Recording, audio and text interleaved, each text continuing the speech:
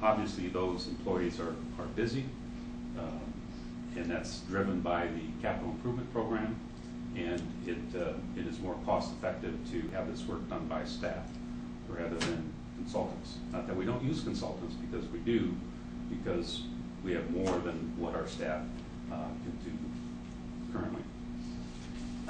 As indicated, privatization of staff is $192,000 greater than city costs, and the revenue generated by the engineering department totals $1.2 million, and that's broken down like this. Capital improvement project revenue, that is revenue from the projects that we do in-house. That is, it's an average of 15% applied to the cost of the actual cost of that project. So let's say we have a water main project. For design, inspection, contract administration, 15% of the cost of that project is a revenue from the enterprise fund to pay for our services. The Metro Act, that is the State Telecommunications Act, and annually we get approximately $240,000 for that, and that covers a large part of our right-of-way permit activities. We issue about 250 permits a year, and approximately 2/3 of those are related to telecommunications. Soil erosion permit fees and the private development fees, $82,000. Those last two dollar figures are really driven by development, how much development we have in the city. And those can fluctuate from year to year. The two columns on the left are pretty steady from year to year.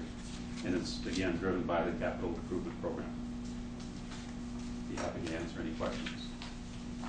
Questions? Councilman Kerwin? You have some part-time folk. We have total of three part-time engineers. And I guess I'm wondering if it's all right with city management to talk about this. How did that come about? How did you end up having some part-time folk? Well, because first of all, the cost of the part-time employee for the service that we get is unbeatable. I absolutely agree. That's why I'm wondering how that happened in this department, or was it by design, or was it just you could keep a job if you worked less? That's the conversation I want to hear. Well, in the case of the part-time clerk, this particular position, she started, she's been with us for about 8 years, and she performs a very critical and advanced role in our soil erosion permit administration, to the extent that she has become the expert of this particular program. To lose her and to train other staff, number one, would be difficult and time consuming, and for a part-time person that we're paying $10 to $13 an hour, it really doesn't make sense to lay off that part-time person. We get an extreme bang for the buck for that. The two traffic techs that we have, Bill, maybe you can speak to that. What we looked at with the traffic techs is the workload. I mean, we're not seeing the same type of volume of requests. I mean, we are a developed community. We don't have a lot of the big residential developments coming in.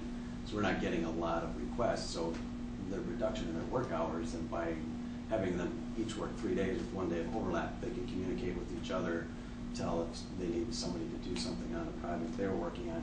They can do that, so there's good communication there. They keep me informed, they keep each other informed.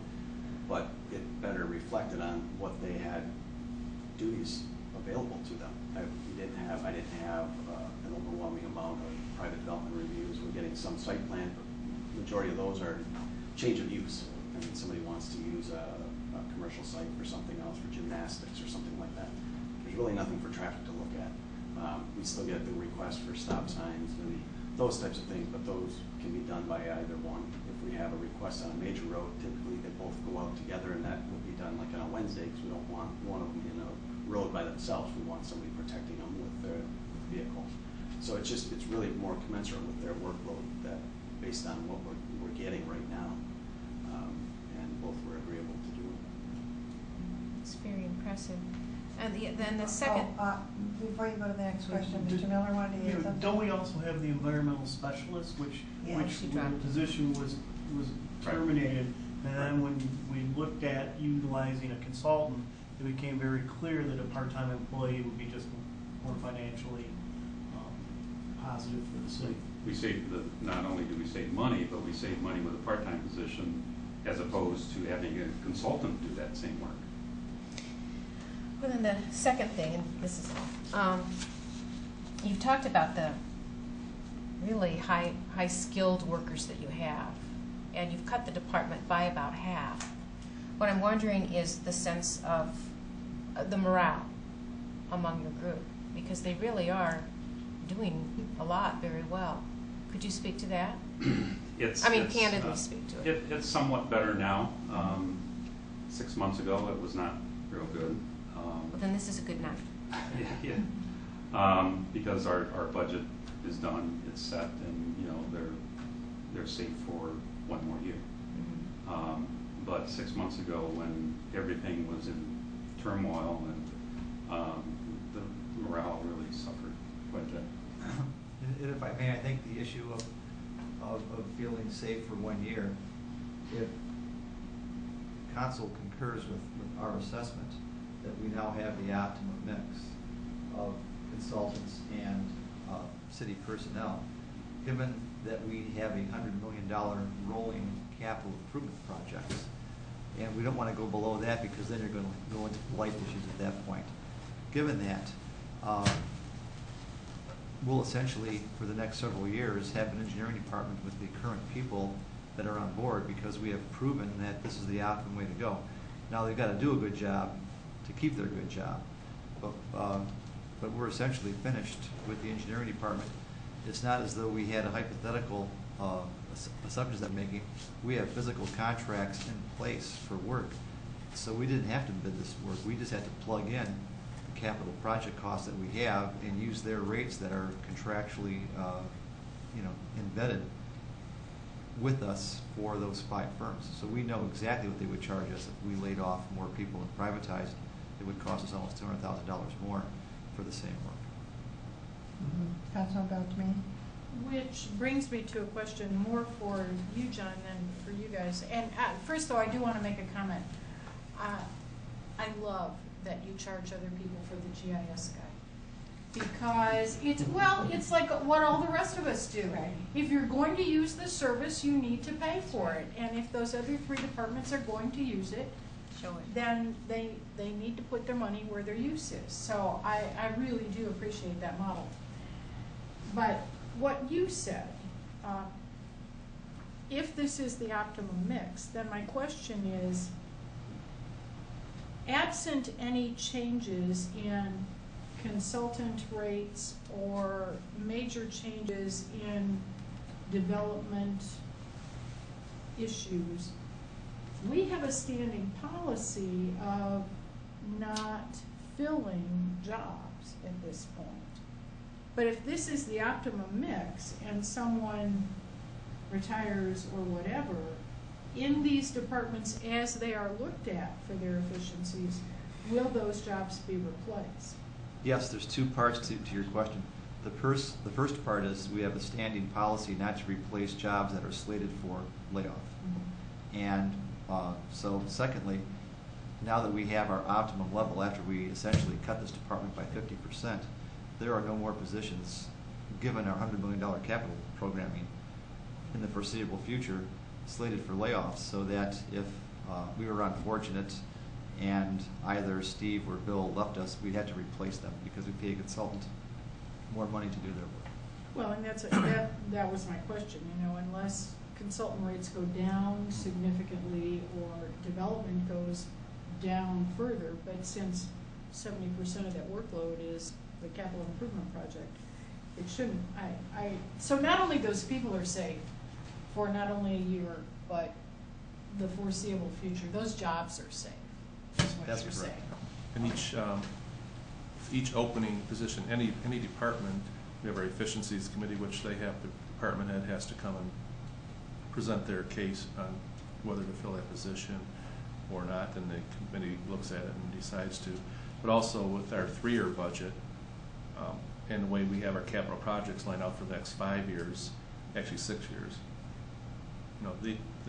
those departments, or the people in those departments, should have, pretty good confidence level that they'll be there at least for 3 years, and beyond that probably, but it's at least for 3 years because our budget is adopted for 3 years, and those positions are in there for 3 years. Unless there's unless we lose all kind of funding and something really happens, major projects, but the way it's standing right now, there's a 3-year budget for most departments, all the general fund and all the related departments, so people do know, unfortunately, next July there's another wave of layoffs, but for those people, at least they could look out, 3 years in most cases and see what's out there. Well, it's a core city service. Thank you. If I may, we also have a policy whereby if there is a vacancy, we first look to qualified employees that were laid off before we post. Right. This is very impressive. I appreciate how clear it is. It's very, For very complex very issue, clear. absolutely. Yes. Hope to not confuse you at the last. All right, well, Steve showed the slide that we had roughly 73% of our staff time is spent on capital. So knowing that that's a least significant portion of our budget for this year and the next 6 years, we wanted to look at that 6-year capital improvement program. So what we did is we looked at capital funds, which are your local roads, major roads, sidewalks, and drains. And over the 6-year capital program, we've got about $57 million total, or about $9.5 million average per year. The enterprise funds, which are water and sewer funds, is just about $46 million, and $7.6 million per year. So in total, this is where the $100 million capital improvement program is coming from. So over the next 6 years, we're looking at capital and enterprise projects in excess of $100 million, or about $17 million a year. So we know where we're going. We thought we'd better look at where we've been, because everybody says, well, private development's down, capital projects are down. How can you justify your staff? So we looked at the previous 6 years and compared it to the 6-year capital improvement program that we have. And we did normalize major roads because in that 6-year period, the previous 6-year period, we had a couple of large right-of-way projects or phases of projects, as well as 2 interchange projects that did move forward. So we took those out to try and do a fair comparison between the previous 6 years and the next 6 years. And what we found is previous 6 years in capital, we had about $10.7 million a year, and the $9.5 million average that we've got going forward. In the enterprise funds, about $10.7 million again, and a reduction down to about $7.6 million. So in total, we had about a $21 million capital program. We're down to about a $17 million capital program, which is about a 20% cut, as along with the reduction in private development. But during the same time period, which is the 04-05, was our highest staffing level, we had a 20% reduction in capital, reduction in private development, but we also had a 50% reduction in staff. So as we went and as we looked to the future and evaluated positions back from 04-05 forward, what we thought would happen is happening. And so we had staffing commensurate with that workload. We do presently have consultants doing about 50% of our work, though, 50% of our engineering service, and it's a little skewed right now because of a couple large projects, Rochester Road, primarily, and then transit staff. Rochester Road is the real large one that really skews the number, but it is about 50% presently. And then we wanted to take it one step further. We said, well, what if council came back and said, you know what, we need to reduce our capital expenditure? And so we looked at a 50% reduction in the capital improvement program, as well as a 75% reduction in what that might do to the capital program as well as our staffing levels. So on the left, that's what we've got out for the next 6 years, $9.5 million, at a 50% reduction in capital projects we wanted to try and maintain some semblance of maintenance and locals and majors. Those are two of our primary duties that we want to do on our capital program. So what we would do most likely is reduce drains and sidewalks down to zero. We won't do any projects. Local roads would still have to be cut in half. Major roads would take up the remainder at a 75% reduction, which would be another half of that. You're down to 800,000 in locals and $1.5 million in majors, or a total program of about 2.4 million. So I mean, at that level, you would actually be below what we have budgeted for local road maintenance in our current capital program. So it would not reflect well. Looking at water and sewer funds, that we thought would be more of a straight line reduction. It would just be a 50% reduction from 7.6 million down to 3.8, and then at a 75% reduction, 50% again down to 1.9 million. At those levels, 1.35 million, we would be hard pressed to fund a normal residential water main replacement. Difficult, if not impossible. Very few of our normal residential water main replacements are that small of a cost. So you would really be hampering yourself by having to take 2 budget years to complete one project.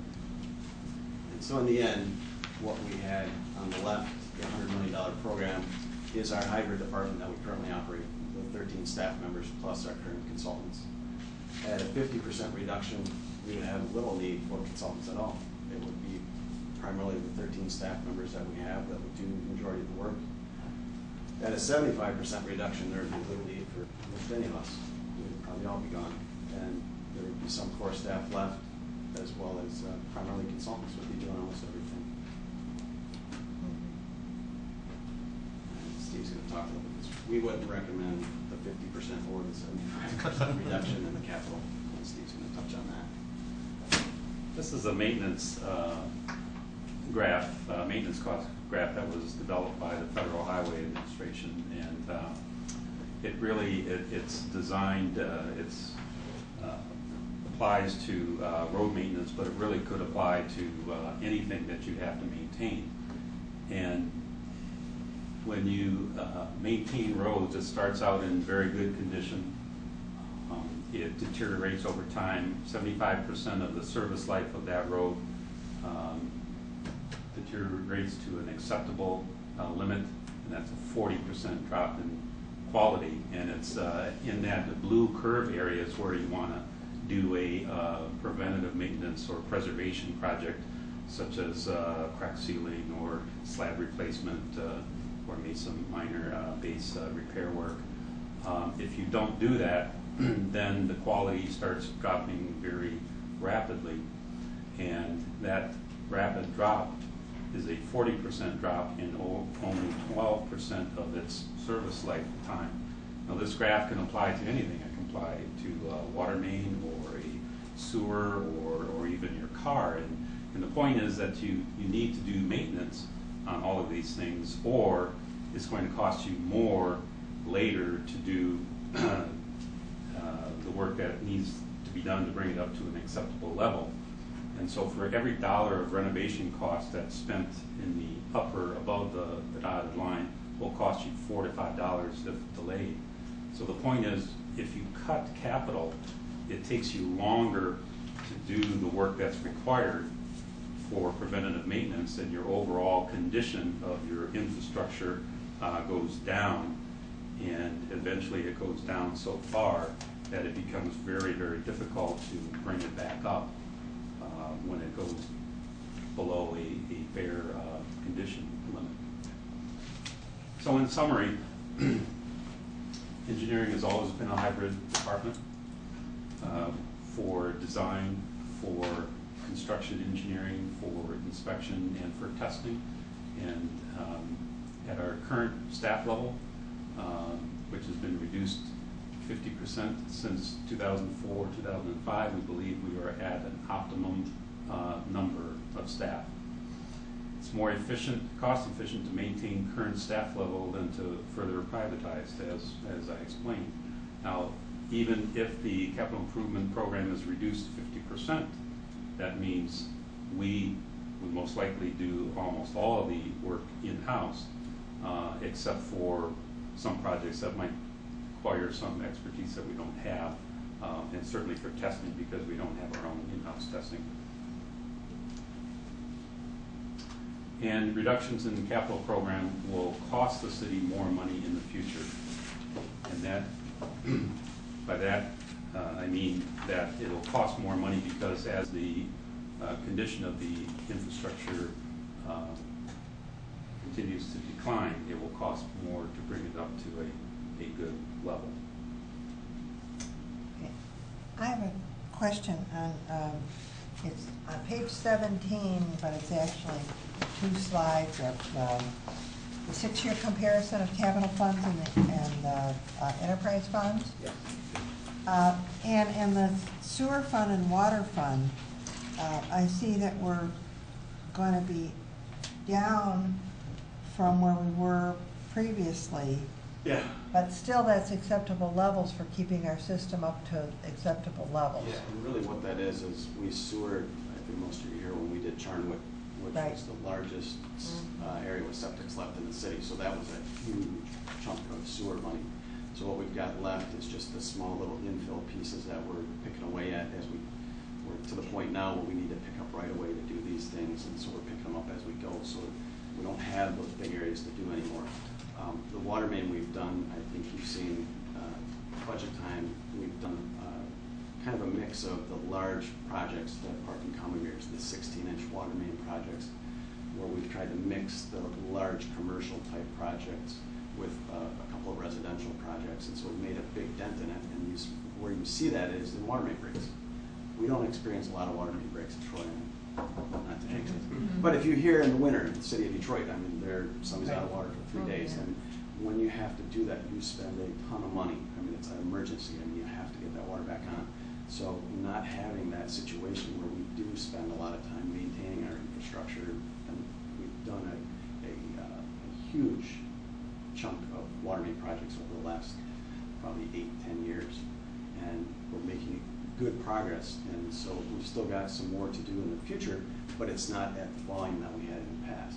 And looking at workload, staffing, trying not to have all of our work done by consultants, because if we program too much that we can't do in-house, it costs us more because we have to use consultants more. So we're trying to optimize our staff level with work to try and keep things in a very good condition.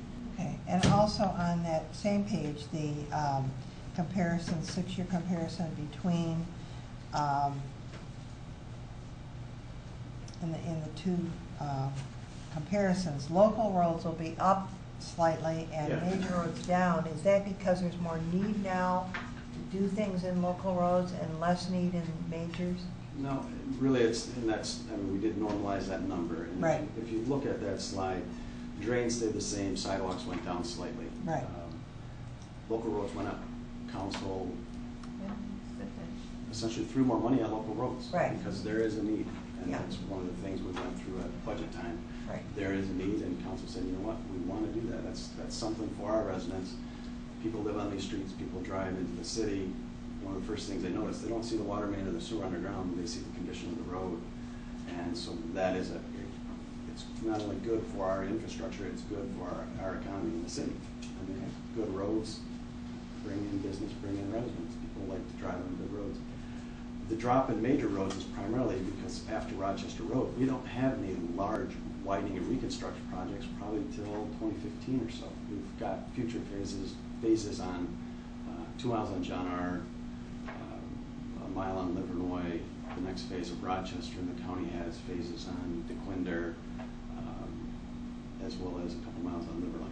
So those projects, we're going to be picking up a little bit of right-of-way over the next couple of years, but we don't have the large right-of-way need that we have to get it within this year or the next year like we had on Rochester. The money was coming up for construction, and we need to get finished the right-of-way. So we don't have those big expenses.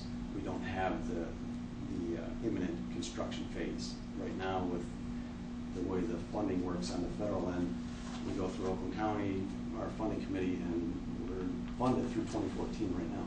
So the next year that we would be available to federal funds, unless a lot of money falls from the sky in era 2, that we could apply for. We don't see us getting additional federal monies for construction phases until 2015 or beyond. So that's the biggest difference in the major road part. Okay. All right. Anybody else have questions on this? Councilman, Can I have yes. one comment? Yes. Just, I want to say that I want to recognize Bill and Steve for the good job that they did. They had almost an insurmountable task in front of them because we had engineering consultants coming to John and I telling us they could save us 40%. And Steve would tell us, well, that just can't be. And then we sent him away. And I said, Steve, you have to prove it to us. And then he buried us in information, and we said, Steve, we can't understand it. And then, Engineer talk. and then 2 months later, Bill and Steve worked very hard and diligently to develop a way to present that information so we could really understand what was happening and why they were at the optimal level, and that sort of coincided with the budget process. And this was sort of taking that information, even finalizing it into a more simplistic form, even though it's still very complex. So I just wanted to recognize they did a good job. Thank you, Mark. Councilman Howard, do you have questions? I do. I like the approach. I only have one question. This is page 12 in my handout here, billable hours. And what do you have to benchmark the department against? In other words, how do I know that you're not performing, how do I know if you're performing above or below or where you should be as far as how many hours it takes to do things? How do we know that we're being efficient? Pretty much. Okay. Yeah. We did look at that. And the way we looked at that is we looked at projects, road, water, and sewer projects that were done completely in-house and projects that were done by consultants. And we looked at, as a percentage of the construction cost, what is the engineering percentage? And for in-house projects, our percentage of the construction cost of that project fell either below the consultant range or on the low side of the consultant range. For a project, we have three consultants, and to do a project, each consultant has a percentage, and some of them have a range. And so the consultant range, let's say it's a water main project, it will range, the consultant range will go from about 8% to 15%. What I'm saying is that we looked at our cost, and this is where I'm getting into the complicated stuff here, Mark, but our cost as a percentage of the contract cost fell in the low range as compared with the consultant. If staff were just booking hours and hours and hours and hours, and half the time they were sitting in the office somewhere, that would not be the case. True. So that's what we looked at, compared our cost versus a consulting cost. Now the consulting cost came out to be consistently in the mid to upper range of that consultant range, and ours were consistently either below or in the lower portion of that range. So the bottom line is we beat the consultant every time, and we do it efficiently. Any other questions on this one? Councilman Slater? I just have a comment. I think this is a great benchmark early on in the process. I think this is exactly what council's been asking for, for reports. And this is probably the best that I've ever seen. And I think it's a great benchmark for us moving forward. And just a great job. Very good. I think the only reason it worked is that they saw early on what they needed to do and did it instead of waiting. And I think that's really the only reason it worked, in my opinion. If I may, Mr. Slater is dead on, because the first thing we had to do around the end of 2009 was to take a look at all of the positions and lay off, even though we weren't slated to have layoffs, lay people off because of a reduced workload, and see where we could also combine job functions. So once we streamlined, then we made a comparison with the consultants, and this is what happened. Well, the thing that I liked is the fact that engineering can be quite complicated, and sometimes trying to explain it to us lay people is hard.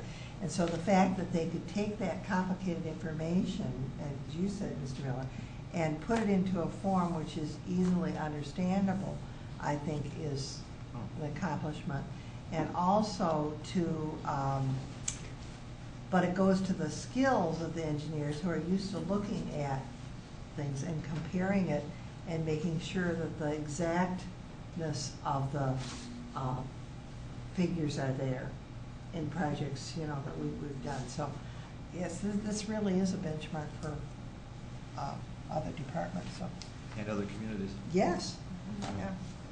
Councilman Beltrame, did you like? No, except I gotta say, my favorite page is page 13, because I think that, you know, when you look at the rate comparison, and you took our employees with their equipment, their overhead, all of that, and built that into their hourly rate, and then you took the lowest overall rate for a private consultant for that same hour. And I think that's what the people want to see. I know it's what we want to see, but I think that makes it easy for everyone to understand. If you just said, well, we pay them this much, and we pay the consultants this much, then somebody says, okay, so who pays for the cell phones? Who pays for the laptops? Who pays for it?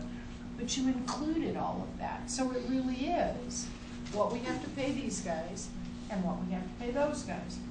And then the savings that it comes out by doing that. And it's not like you took the high-end consultant to make it that way. So I appreciate that, and I love that page.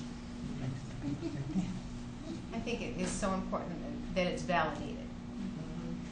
The only way this happened at all is to go back to page 2 and 3, and that's where you're really looking at services. I mean, that was the paradigm shift that you guys made, and that's how you started out talking about this. What are the services that we need to provide and that we're obligated under the law to provide? And show it there, and then how are we going to be able to do that in an efficient manner? And that's what people want from government now. That's the bottom line. Government is the bottom line from every department that we're going to be looking at, is what are we supposed to be doing, what are we obligated to doing, and how can we do it more efficiently? And so high praise to you guys doing a good job, and to your department. So. You want to go to the other now? Yes. Thanks. Thank you, gentlemen.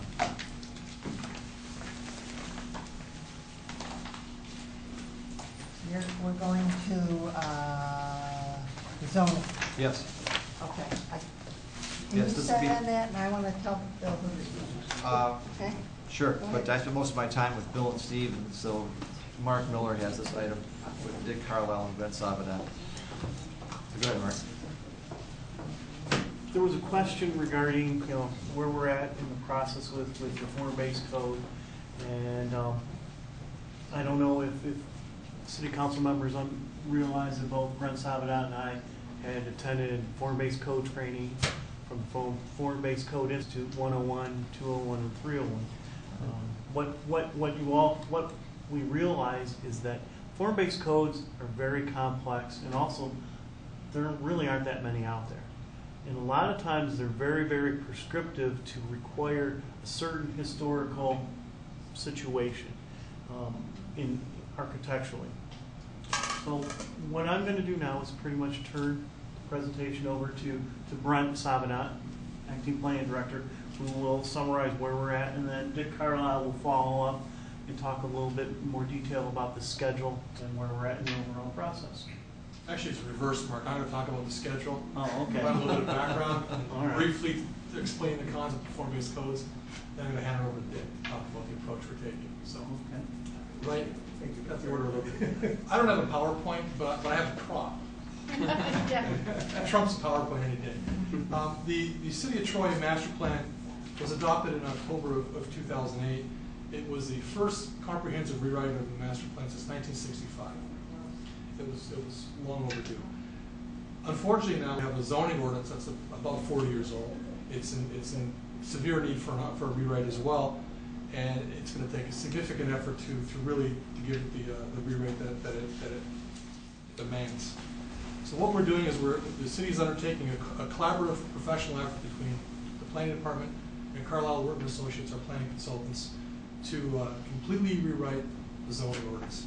We budgeted $100,000 for the project. It was spread over 3 fiscal years, beginning in 2008, 2009, ending in 2010, 2011. Obviously, it's this fiscal year. Approximately $70,000 has been spent on the project to date.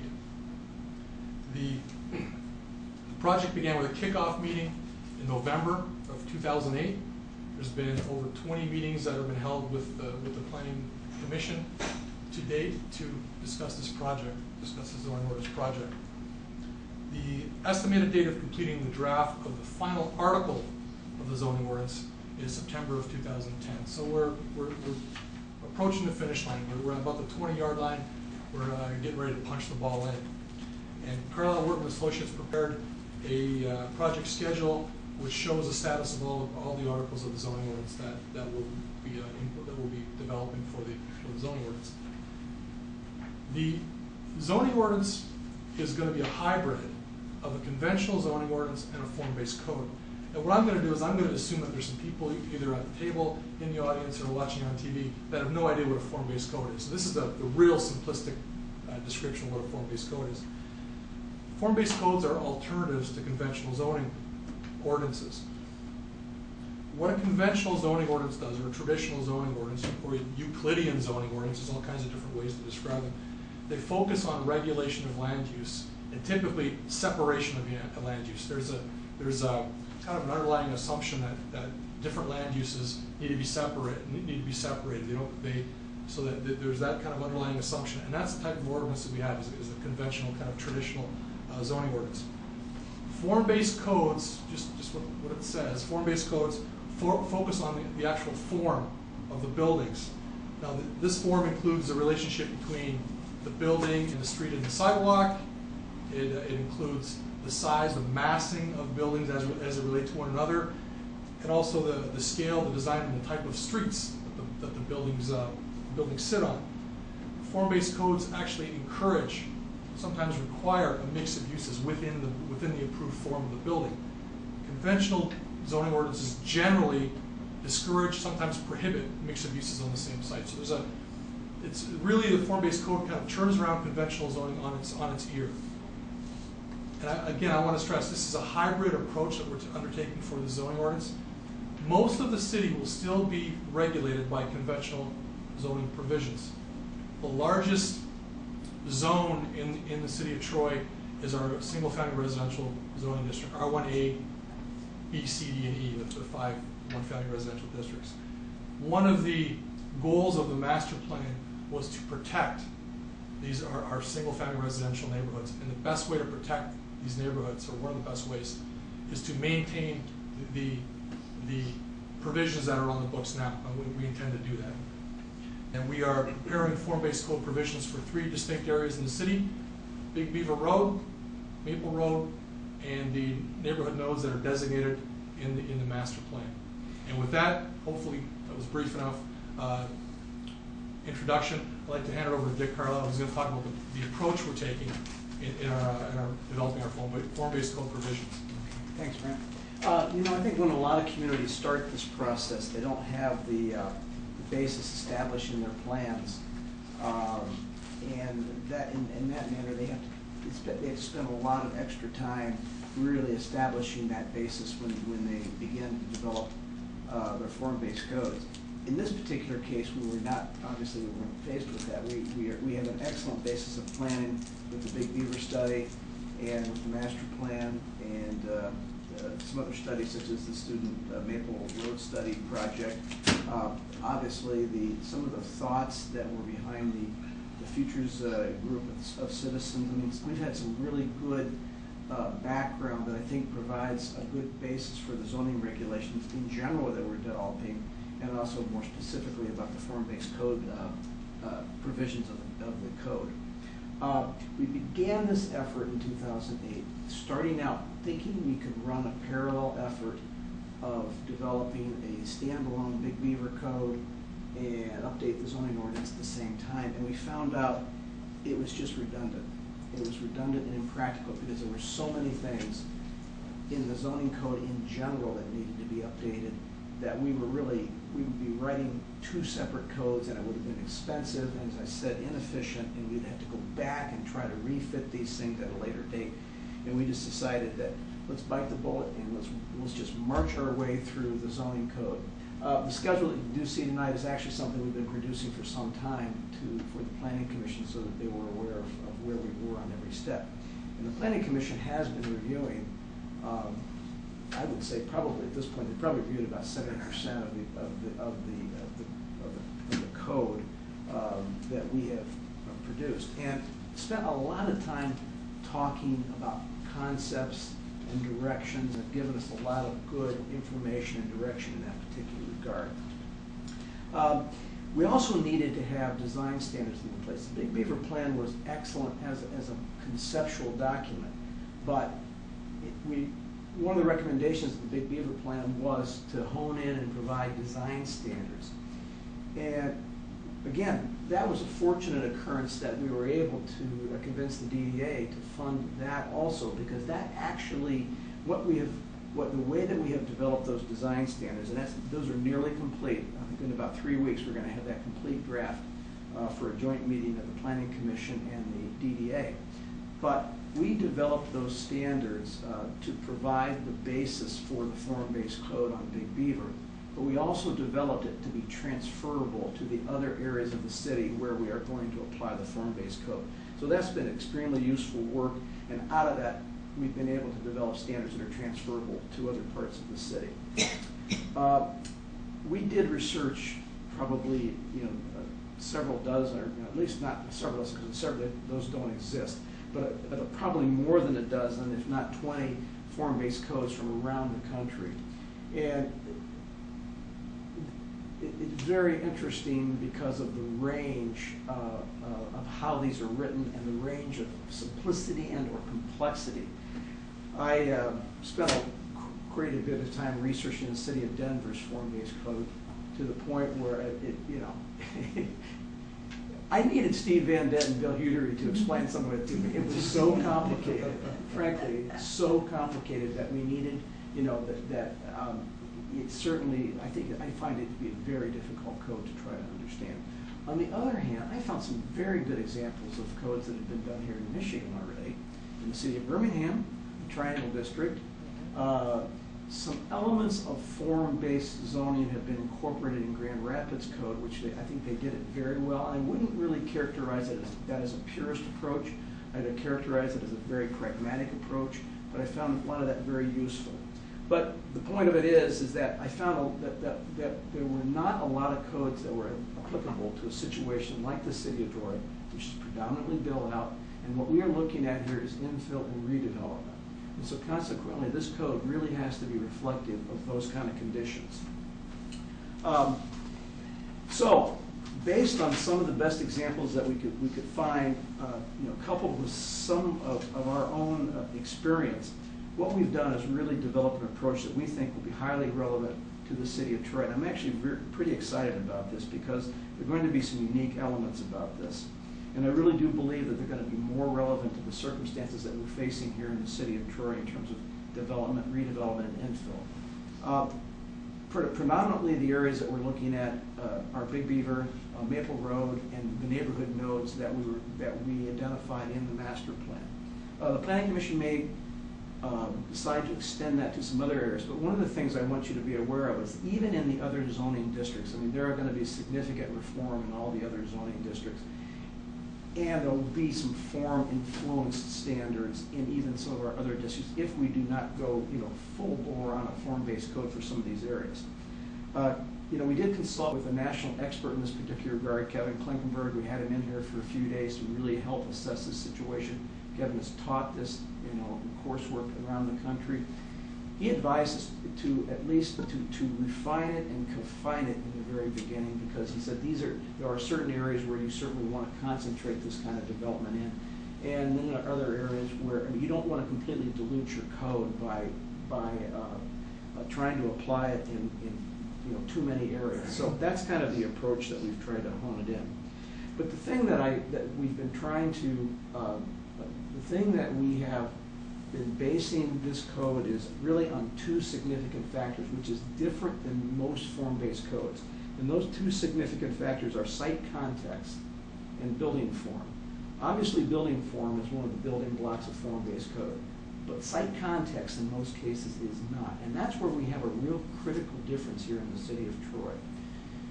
If you look at Big Beaver, you have such significantly different circumstances along that entire corridor in terms of types of property that if you did not customize an approach to those types of properties, we'd end up really creating a tremendous amount of nonconformities throughout that entire area and really creating a disincentive for investment, and that is what we do not want to do. And so consequently, we've spent a lot of time trying to characterize site context so that we can customize the form-based code regulations for each one of these areas that we think that are different in their site context. For example, I know it's not called that anymore, but the top of Troy site is significantly different than the area just to the west of there, west of Crooks, which is the medical village. I mean, those are two vastly different sites. But if you try to apply the same regulations to both of them, it would be simply impossible. So that is why we're spending a lot of time for attention to detail in terms of trying to distinguish between these areas and characterize site context as much as building form in these entire areas. The other things that we need to rely upon and concentrate on, which we have been doing, is the whole issue of compatibility. Both in Maple Road area and in Big Beaver and our neighboring nodes, I mean, we have neighboring residential areas that we have to be highly cognizant of and productive of. And so one of the things that I see missing well, I don't see it completely missing, but it's vaguely addressed in a lot of form-based codes, is the whole concept of transition. And this is an area that we really we are concentrating on to ensure that the code regulations that we put in place have appropriate transitions and are compatible with some of the existing residential areas. So the objectives of the regulations that we are currently developed are really as follows. And with that, I'm not going to go into too much more details because the night is getting late. I know it's hard to get excited about zoning at 11 o'clock, but actually I'm pretty excited about the direction that we're going here. So one is to ensure that the development is of human scale, primarily pedestrian-oriented, and designed to create attractive streetscapes and pedestrian spaces. And that's one of our goals and one of our challenges, obviously. The second is to promote infill development and redevelopment to expand employment and economic base. And one of the things we've talked a lot at the staff level is the fact that one of the ways that Troy is going to make their way out of this economic situation is to grow our way out of it. And we have to make sure that zoning regulations remove some of the restrictions for that kind of economic redevelopment. Obviously, as Brent says, the promotion of mixed-use development in both a horizontal and vertical fashion. Fourth is to ensure a reasonable transition between high-intensity uses and adjacent neighborhoods.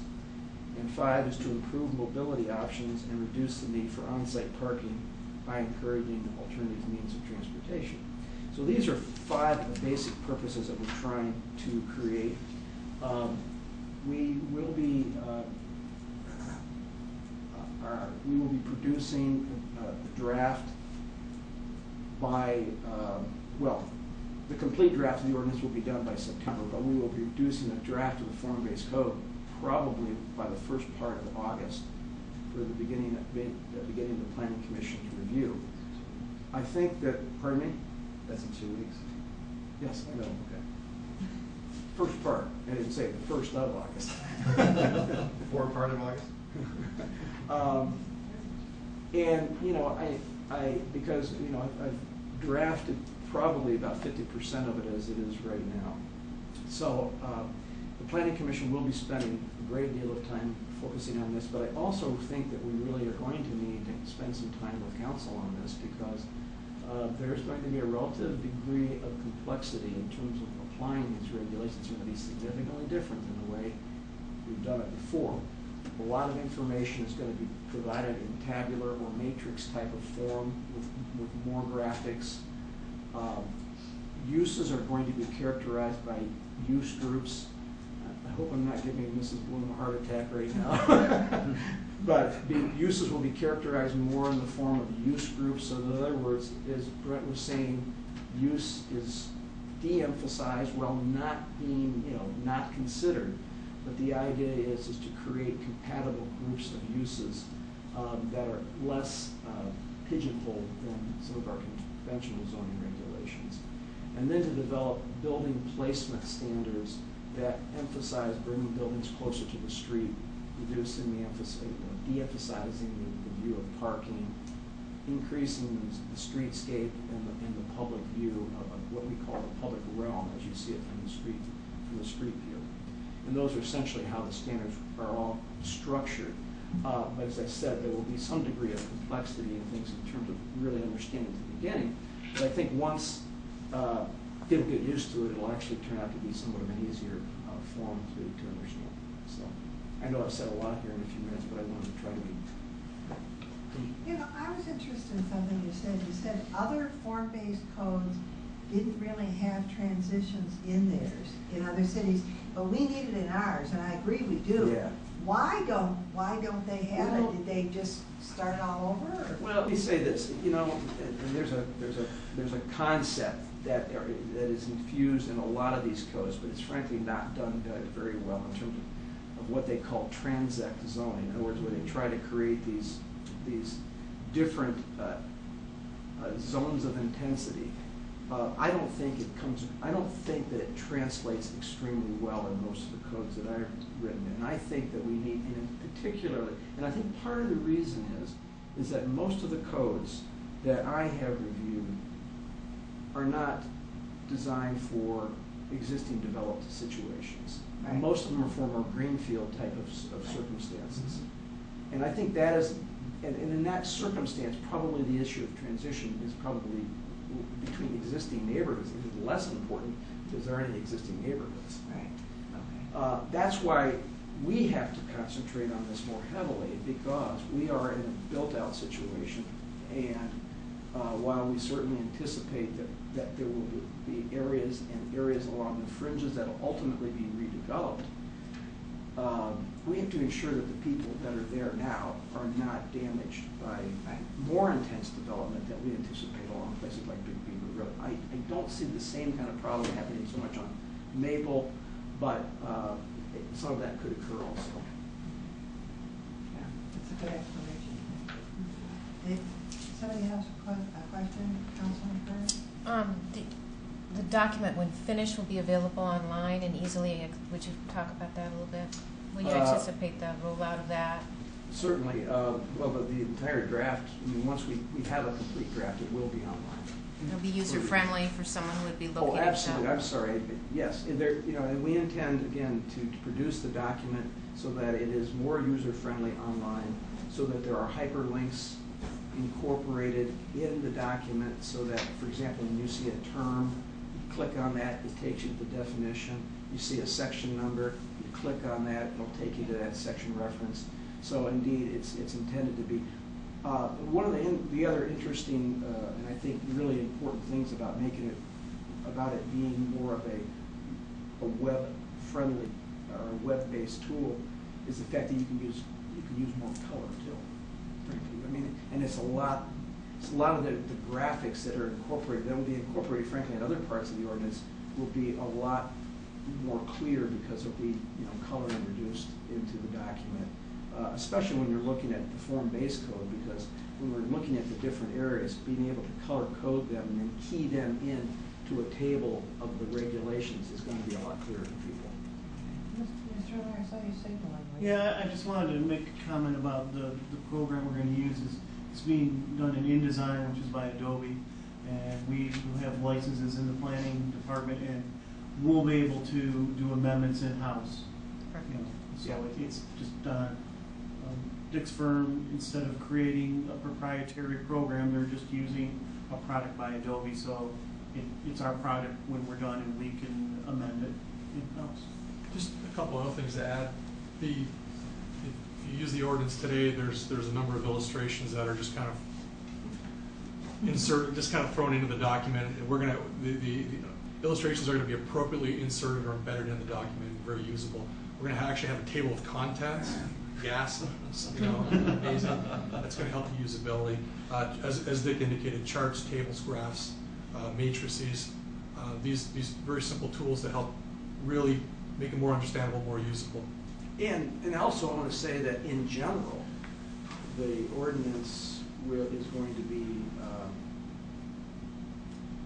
reduced in size. Yeah. I mean, there's not going to be as many pages. There's not going to be nearly the repetition. A lot of the unnecessary and redundant language is going to be removed. So I think it'll be a more efficient and readable document anyway. It's going to be the whole, as you can see by the schedule, those are the areas of how it's organized. And again, what we have found is that, you know, there were code requirements scattered all over the ordinance, and that, you know, were relevant to one another, but were in different parts of the ordinance. And so, you know, organization has been a real key part of this also. Any other questions, comments? Okay, thank you. Okay. Thank you, Dick. Brett, Mark? And it's helpful having the charter on the status. Yeah, okay. All right, I guess we go to public comment? Pardon? Same meeting. No, but in the study session, that we go to Mrs. Rome? If you wanted to, you certainly could do that. Council could certainly allow for that too, if you wanted to. Does anybody want to make public comment? Yes. Mrs. Bernardi? Should I come here? Yes. Pardon? Is this? I think so, yes, yes. Okay. Sorry. First of all, before I say anything, why was there a question about that? We've always had public comment after study sessions, and Mr. Zerlag is questioning it tonight? No, it just that. Why tonight? I Mrs. mean, Rome? Yes, this is technically part of the same meeting. It's not a separately called meeting. So absolutely, there was a public comment portion. It was in the other chamber. but we've always had public comment after study sessions, even though it's been part of the same meeting, always. This is no different from any other night. I'm just wondering why suddenly, out of the blue, Okay, there's well, a question. I mean, Yeah. Okay, go ahead and make this your. kind of goes along with what's been, I have so many concerns about what's happening in Troy, but Was this anyways, on- regarding that, pardon? Was this on the second Yeah, part of the meeting or the first forum part? base, Okay. all right. I'm not gonna, but that comment was probably even more important that Mr. Zerlag made. I have to say, before I get into the forum-based code, in your last meeting, Councilwoman Kerwin and City Manager Mr. Zerlag were talking about wanting to make the closed sessions less transparent to the public. And 6 of the 7 council members did not agree. And each one of them let their views be known about that. And to their credit. And instead of that being the end of the issue, Councilman Kerwin and City Manager continued and pressed forward in spite of that for another whole session of discussion. And much to their credit again, the 6 members who did not want to go to less transparency stood their ground and protected the public. And tonight we're getting a question from Mr. Zerlag about whether public comment should even be allowed. And so I aborted what I got up here to say immediately, because that is a red flag. I don't know what is happening in Troy that these things are occurring. This retreat that you want to go on, you're laying off people, you're threatening to take away our library and our historical museum and everything that we love, and yet you're going to spend money to go on a retreat that you do not want to publicize to the public. The public cannot have that televised or open to public.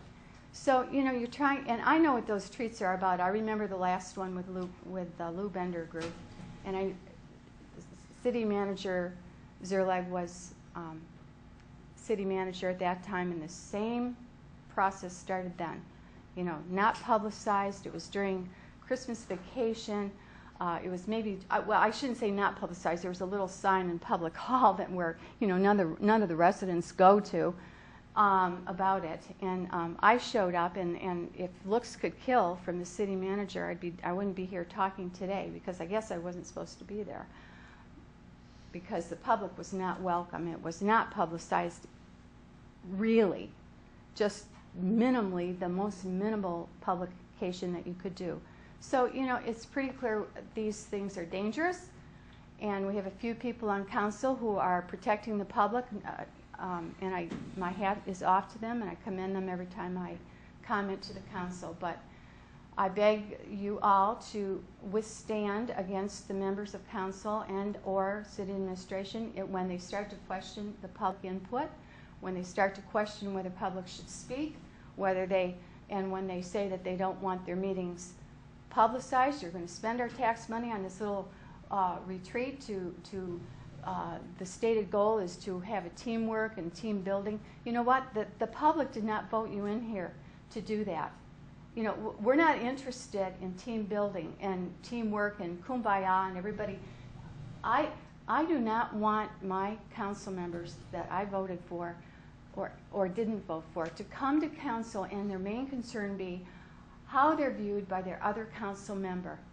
I don't care if they're hated by all their council members, as long as what they're doing is what they really and truly believe is right, even if I don't believe in it myself. But if they really believe in that issue, I expect them to fight for it, even if it's against what I think.